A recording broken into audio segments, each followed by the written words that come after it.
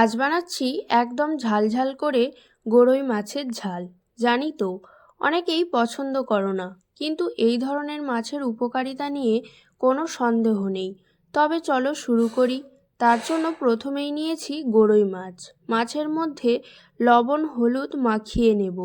কড়াইয়ে সর্ষের তেল ভালো করে গরম করে দেব মাছগুলো দিয়ে বেশ কড়া করে ভেজে তুলে নেব। ওই মাছ ভাজা তেলের মধ্যেই দেব কুচি করা পেঁয়াজ দিয়ে একটু ভেজে নেব। দেব টমেটো কুচি, টমেটো না গলে যাওয়া পর্যন্ত ভেজে নেব। তারপর দেব আদা, কাঁচা গন্ধ না যাওয়া পর্যন্ত ভেজে নেব। দেব অল্প জল মশলা কষার জন্য।